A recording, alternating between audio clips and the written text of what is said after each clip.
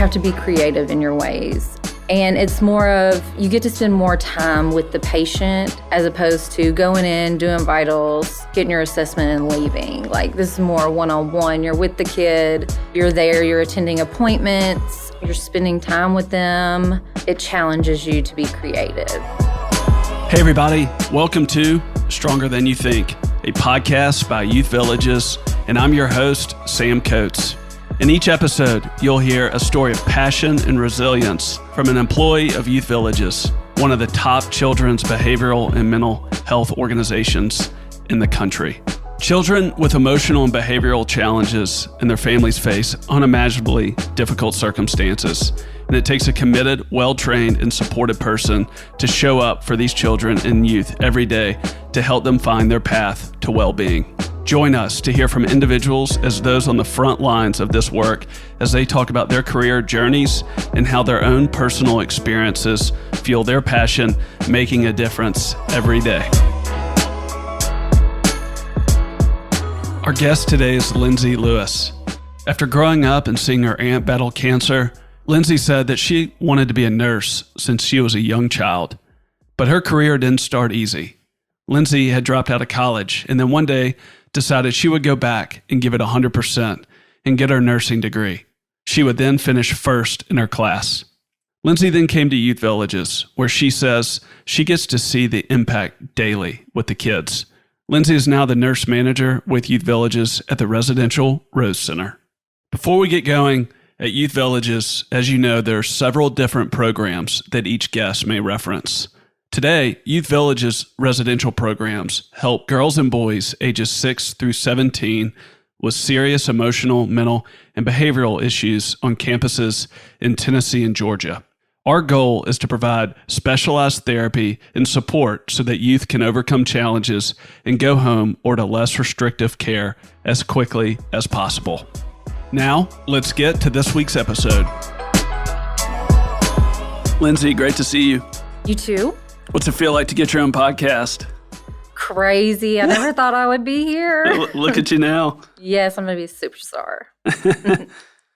What's it like for someone that is a nurse, that is trained for it, studies it, comes out and has a lot of options, but for you to focus your career here at Youth Villages at the Rose Center? So every day I learn something new, whether it's related to nursing or not. It's a different experience than hospital setting or nursing home, and I wouldn't change anything about it. The kids are awesome, and they just give you life. Like, you know, I'm getting older, in my 30s, and they just have a way of just making us feel young. And what kind of nurse is it for, and who is it not for? Let's start with who's it for. Who's it for? You have to be tough. You have to be dedicated. You have to be compassionate, because there are hard days, very hard days. And you'll think, oh my gosh, this is it. I'm done. But you have to have that ability to draw the line, like have your boundaries with the kids, like emotional boundaries, physical boundaries, and just be tough, compassionate, love the kids, because we love them all. But, you know, they come from a very tough past. A lot of them have been through more than me and you probably ever have. And so just to listen to them and care for them, and just so they can build trust. Did you have a tough past? I've had my bouts of toughness. More so in my 20s than anything, but yes. You finished number 1 in your class, is that right? Yes. And you worked for a podiatrist office and for 11 years, and you dropped out of college. Yes. And then you go back and finish top in your class, and then you come to Youth Villages. What's it like to go through, in your 20s, an important time from a career standpoint, to where it sounds like some of this I'm just assuming based off my own experience or others, where you might feel lost or might not know exactly what you want to do with your life?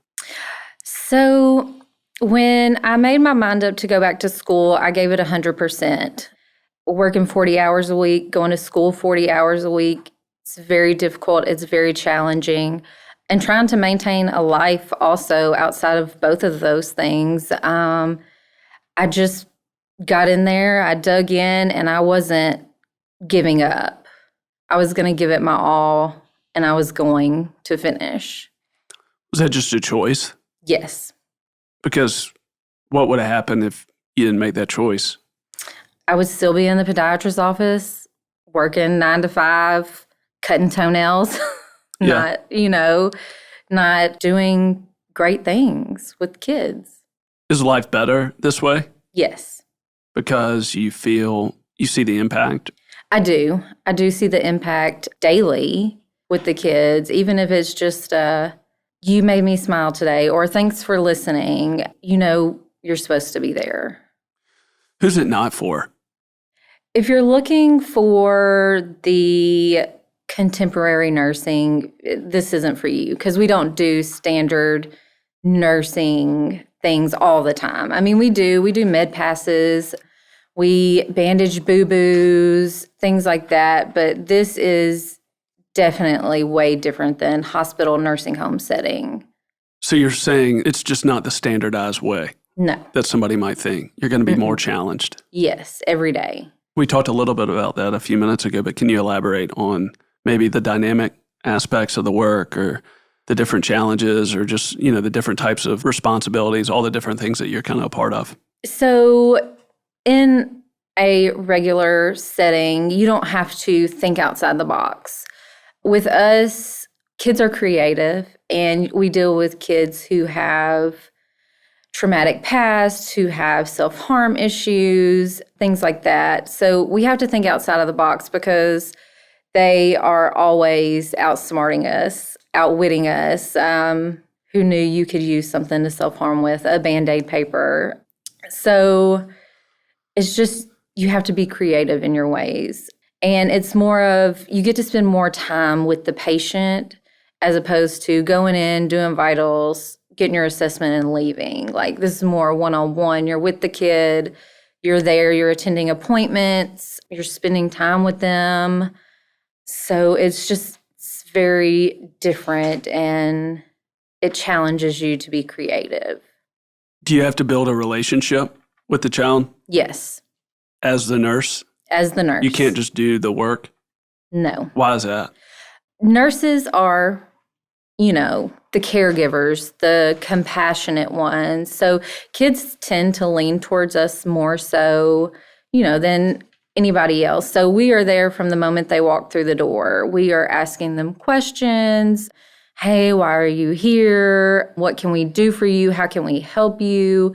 Making sure they know their medications, and just, we're there from the start. So we're building that relationship from the minute they walk in, and we just carry it through. We see every kid every single day, and we're giving them meds, we're talking to them, and we're building relationships, rapport. And if you don't have good rapport, you can't get anywhere with them. What do you mean? Like, they're going to challenge you. They're not going to want to listen to what you have to say. Like, they're going to be like, I don't need these meds. So you have to teach them and kind of put them under your wing and just take them and learn and advocate for their health and well-being. It seems like Youth Villages is very focused on every touch point of the child's experience. So even something like nursing, it's not just go outsource nurses to take care of the kids. It sounds very intentional about the experience. And the approach by the nurse is similar to the approach by someone in a different part of Youth Villages, but it's about putting the kid first, putting the child first, building relationships, so then you could do whatever it is, your specialty, the best way possible. Is that fair? Yes. Was that hard to get used to at the beginning?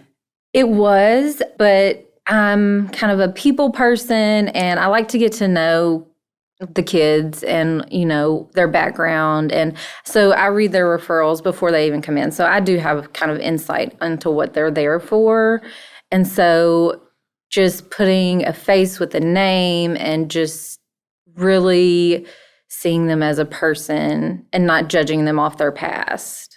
What do you think most needs to continue to evolve and improve within your field and with the work you do. Is there anything that you saw going to school that maybe there's some gaps? Oh, it's way different than what I've studied or learned. So we are ever changing. We have to be adaptable to change all the time. I've already said this, but think outside of the box every single day. And you don't do that in school. It's pretty textbook. This is the procedure. This is the way you're going to do it. And this is way different. People compare it to school nursing, but it's nothing like it. Earlier, you were talking about how smart kids are, and you can't get things past them. Is that what you said? Yes. Can you elaborate on that? So our kids, our young people, definitely listen to everything. They are very aware of what's going on, what you say, what you do, how your body language is. They are always aware. So you have to always be positive and always give them positive attention that they need in the moment. They're smart. Yes. And if you have an agenda or you're not trying to really think about them and what they need, they're going to see right through it. Correct. And so you're saying that the more you continue to try to understand and connect with each child, the more they're going to see that authenticity and the more that you're going to be able to do what you need to do and they're going to be on board with it. Yes. So just a very clear observation that you have is things are fast, they're moving all the time. There's a lot of different situations that you're in, and you can't just follow steps 1, 2, 3, 4, 5, 6, 7, 8 every single day. But why are they so aware of you, of what's going on around them, and how are they so street smart? It's their background. It's where they came from. They have just been through some stuff, some traumatic things, and they are very aware of everything and everybody. They can read you. Like if you're in a bad mood, what's wrong? And it's like, you didn't even say anything yet.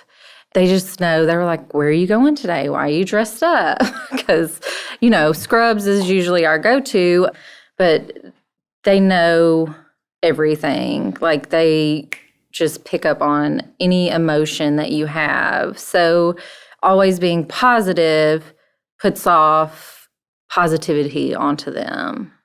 And so you're saying they've grown up not being able to take things at the word of it. Yes. So they've been having to read situations and read people through their own eyes. Yes. Because they can't always believe what they're told or what they hear. Yes.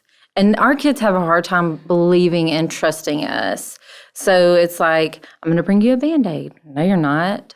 And it's like, we do what we say we're going to do. That's one of our missions here at Youth Villages. And that's what we do. And when you take it to them, they're like, oh my gosh, I can't believe you really brought me a Band-Aid. That consistency that we've heard elsewhere, when you do that with your work and you don't let them down, that just makes you connect with them even more. Yes. And you're saying that people are skeptical. Yes. And so the more that you continue to be consistent and do what you said, which sounds like one of your own principles, just the more impact and the more you can at least start to develop that relationship. Yes. Have you always worked in the girls' facility? I have. Is there a story that comes to mind of a girl that you've worked with that fits with what we're talking about, that's come in, that's been just coming through a lot of things on her own and skeptical about you, skeptical about the place, doubtful about the love and connection and anything that you can see where their life got changed? Yes. So the one girl that comes to mind, she was a 16-year-old. She was a diabetic. She did not take care of herself before she got to us. She wanted to do things on her terms. She did not want to allow nursing to help her with her diabetic compliance or with her insulin regimen or anything like that. So building rapport with her was tough. She had like this shell up, this wall that, we had to break through. Being the nurse manager, she was one of our first brittle diabetics. So I had to attend doctor's appointments with her and go, to all these places with her, teach her about her insulin regimen. And we got to a point where we had a connection. Like in the middle of the night, they're calling me, hey, this is going wrong, whatever. And so I would get up and I would drive to work and be like, okay, what's going on? And figure out with her. So she knew that I cared for her health and well-being.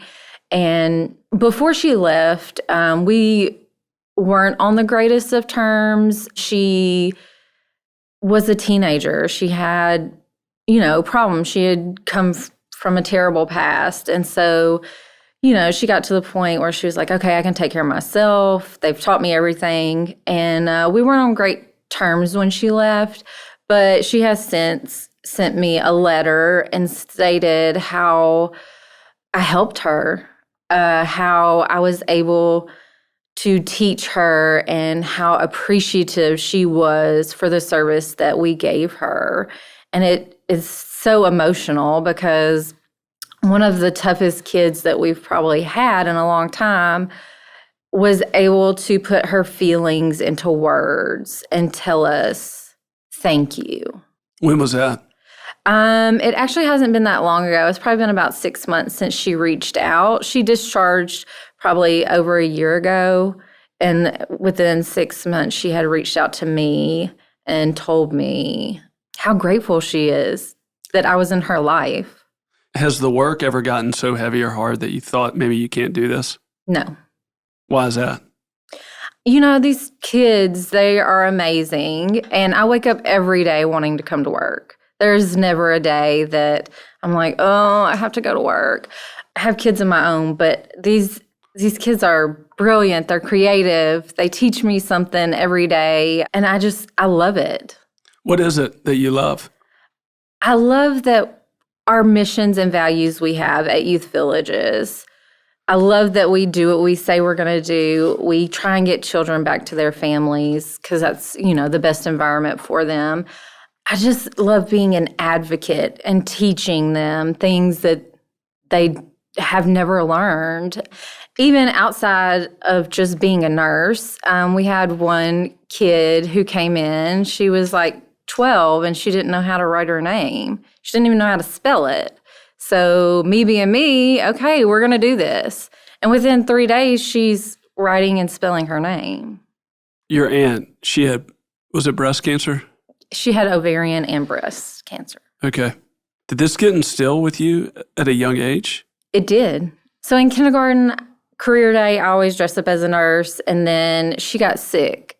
And so during the summer times, I would go to her chemo treatments with her, and we would be together for long periods of time with nurses, and they just had compassion, and they were so warm and caring in, tough situations. And it just really impacted me. So that shaped you? Yes. Early on? Mm-hmm. And that's what made you know that you wanted to be a nurse? Yes. What was it like having that desire to be a nurse and then going for 11 years not being a nurse? It was difficult. After I dropped out of school the first time, it was hard. I didn't know that I would ever finish school. I just kind of settled for a while, and then something inside of me just sparked, and I was like, I have to do this. I'm going to do this. How'd you find Youth Villages? We finished nursing school. We were taking our boards and stuff, and people were looking for jobs, and Youth Villages popped up, and I was like, hey, what's that? And it was like psych, youth. And I was like, oh, that's right up my alley. Psych is my favorite subject, and kids are my favorite. So I applied, and I was just like, yes, this is going to be it. What about kids? Why? I've always had a passion to want to work with kids. So I guess I would say when I was younger, my dream job would be to work at St. Jude. But since then, it has evolved, and it's just kids. They just draw me to them. Like, they're so creative and smart, and especially these kids that we have, they just have something about them, like a spark that nobody sees that we find. Do you think others feel that you work with? Yes. Earlier in our time together, you were talking about how you feel this all the time and you get energy out of it, their energy and who they are and their excitement. This resonated with you years ago, and it still helped you stay locked in on the work that you're doing. Did I hear that right? Yes, that's correct. What was your impression of youth villages when you got here 6 years ago? I did not know what I got myself into. What do you mean? My first day was definitely difficult. The kids gave me a hard time. Can you talk about it? Yeah. So my first day, I hadn't even went through orientation yet. So this is just on-the-job training. I get my key card and I'm walking around with one of the nurses, and this girl comes up to me and was like, "You're new here." And I was like, "Yeah." And she takes my key card, and I was like, "Oh, I'm fired. Here we go. I'm done for." And she was like, "Just be careful. I wanted to teach you a lesson." So she gave it back, and my key card now stays in my pocket. So you had that experience early on. I did. First day. So you felt like you were going to get fired the first day. Yes, I did. I just knew I was done for. What's kept you here for 6 years and counting? What's kept me here? Knowing that I am making a difference, whether I feel it or not. I'm helping these kids. And when you get that letter or you get that phone call to say, thank you, that's my why I stay, why I care. These kids are worth showing up for every day. What was your aunt like? She was fun. I was older when she was more sick, but she was fun. She was compassionate. She was like a CNA, so she worked in a nursing home and she took care of people. So it was hard for her to let people take care of her. She was stubborn. So she was a nurse herself? Yes. What would she say? She would be proud.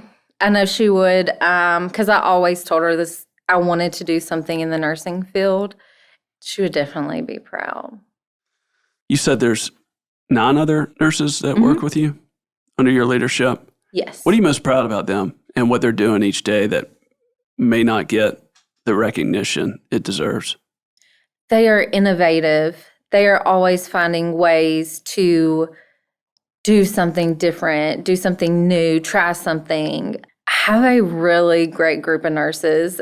Each day they come in with positive attitudes just because we get to play with the kids. We get to play kickball. A couple weeks ago, nursing did an ice cream social for the kids because their medication compliance was 100% for a whole month. We danced, we laughed. One of the nurses made like 10 boxes of brownies and all the kids ate brownies. Like they put their heart in it every day. And that's what makes me proud because it's like I've rubbed off on them because the kids mean so much to me and they see how much I care. And I'm never going to ask them to do something that I would never do. What do you want most for your team and for the years to come with your work? So a few of my nurses have been in there for the long haul with me for 5 years or so. So they've seen my ups, they've seen my downs. What do you mean? Like I've had coming into management as new, I've never had that experience. So there's a few of them who learned with me, who, while I felt out my management style, and they've hung in there through it all. We've had some really challenging kids come through the doors, and they have been there. They've just stood beside me and just showed out with their skills and just loving on the kids and being there to support me also. What's it like speaking to somebody here that's in nursing school right now and they're coming out and there's opportunity everywhere? Everywhere. What about here? Or what about this work? When I think about that, I would say take the leap, do it, apply, put your heart into it. You need to be very open-minded when you come here. You need to have a non-judgmental attitude. You need to be positive. Take the time to reflect on your bad days or your hard days and know that you are truly making a difference every single day, whether you know it or not. What do you see in the girls that you serve that maybe a lot of others can't or don't? We see why they are the way they are. We dig deep. We spend time with them. We learn them. We learn like triggers, things that make them happy. We see them for who they are. We don't see them for their past or what they've done prior to youth villages. Is there another story that you can think of somebody coming in and seeing them and them getting taken care of and served well? Yes, we had this young little girl, sweet as pie, and she had so many medically complex things going on with her. She had a pain disorder, so she didn't feel pain.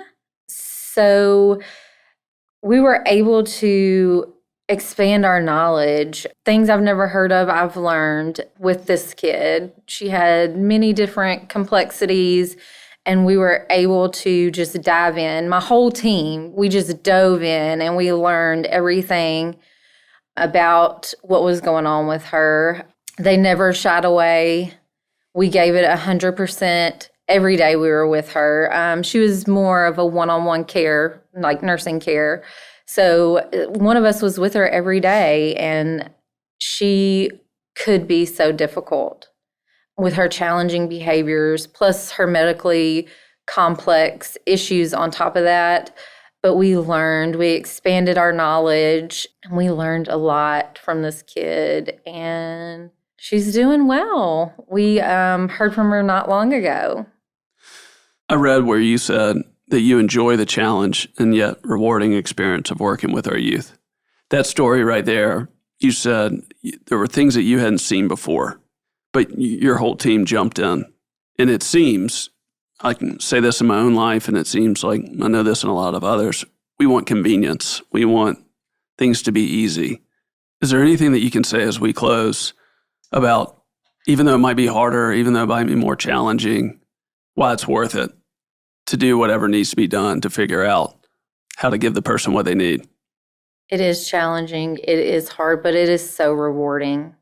When I go home and lay my head on the pillow, I am completely satisfied with my job and what I have done and the impacts that I have made. You will have your hard days. That's at every job. But youth villages is where I want to be.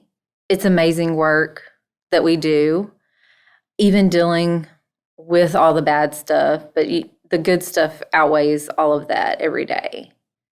They're amazing, and they are just worth it, somebody giving them a chance. Thank you. It's been a privilege to be with you. Thank you. Thanks for taking the time to do this. I know you don't have a lot going on right now, so. No, just 64 kids. Thank you, Lyndsey. Thank you. From Youth Villages, I'd like to say thank you for listening to this episode of Stronger Than You Think. And thank you, Latoria Jenkins, for sharing your story with us. For more information about careers with Youth Villages, visit www.youthvillages.org. That's youthvillages.org. We have also included resources in the show notes where you can find out more information about our programs. If you enjoyed today's episode and want to support the show, the best thing you can do is recommend it to a friend. Maybe share it with someone who you think might need it right now or is looking for their next career move. On behalf of Youth Villages, my name is Sam Coates, and I'm reminding you that you are stronger than you think. Before we go, here's a sneak peek at what's to come on our next episode with Youth Village's own Maggie England. We'll see you back here then. To me, I felt like I wanted to help people the way that I was not helped. I think that mental health issues have come a long way from when I was younger, teenager, and all that kind of stuff. And that's just one of the things is that I just wanted to help and show families, there's a stigma with the mental health,